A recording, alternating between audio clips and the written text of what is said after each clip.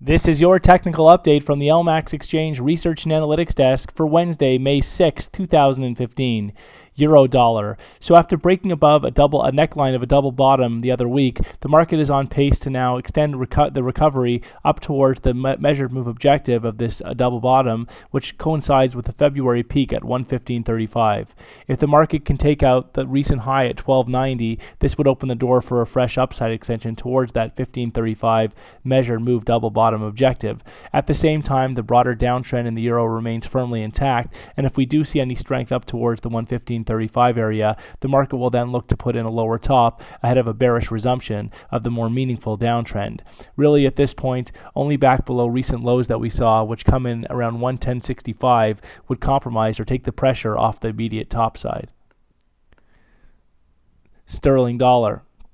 So cable has done a good job of recovering after trading down sharply over the past several sessions, with the market now finding some support on Tuesday around 150.90. This latest rebound could open the door for a resumption of gains back towards recent highs that we saw around the 155 area, but ultimately with this market, the broader downtrend remains firmly intact, and a break above the 2015 high at 155.52 going back to February would be required to force a shift in the structure.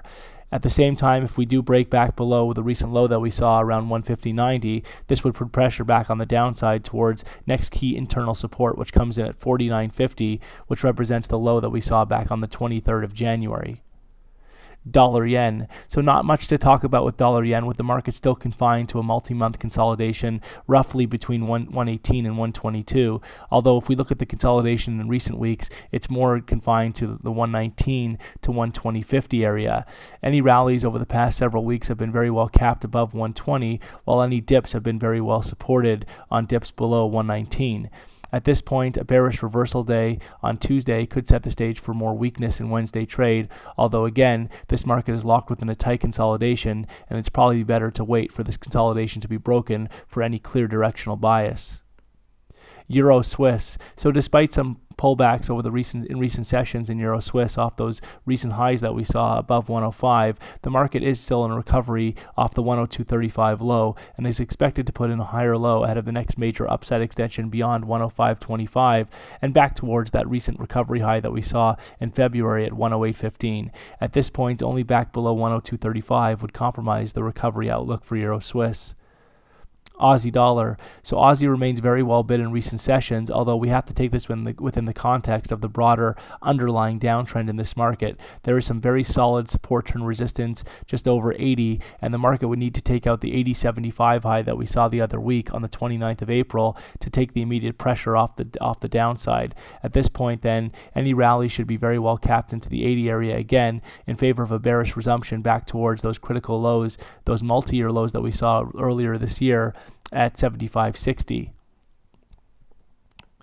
Dollar CAD. So dollar CAD has done a good job of extending declines since breaking down below some key multi-week range support at 123.50, though the market has now traded into the 11900s, which is equivalent to the measured move objective off of that break below 23.50. As such, given the broader underlying bullish outlook for this market and strong uptrend, the market should be very well supported in the 119 area ahead of what should be the next major upside extension above 128.35 and towards the 2009 peak at 130.65 further up. Really only a close below 119 would give reason for concern and potentially force a shift in the outlook for the dollar CAD market. Kiwi dollar. So Kiwi looks to be in the process of resuming its downtrend, looking to carve out a lower top now in the 77.44 area ahead of the next major downside extension back below the recent lows that we saw at 71.76. At this point, only a pushback above that recent high that we saw at 77.44 would delay the bearish outlook for Kiwi. SPX 500. So the S&P 500 continues to show signs of topping, though the market hasn't been able to really extend declines that much. Nevertheless, the inability for the market to break meaningfully above the previous February peak at 2120 and hold only at 2126 thus far does suggest that the market looks exhausted and could be poised for a downside break towards 2040. 2040 is critical support for this market right now, and a break below will be required to confirm a topping structure. Gold. So gold has done a good job in being very well supported on dips despite recent weakness, with the market now supported around the 1170 area, ahead of what should be the next major upside extension above 1224. A break back above 1224, the high that we saw back on the 6th of April, would be required to open the door for an acceleration of gains and further confirm the potential for a major base in play off that 2014 low at 1131. If, however, the market breaks back below 1170, this would put the immediate pressure back on the downside in the gold market.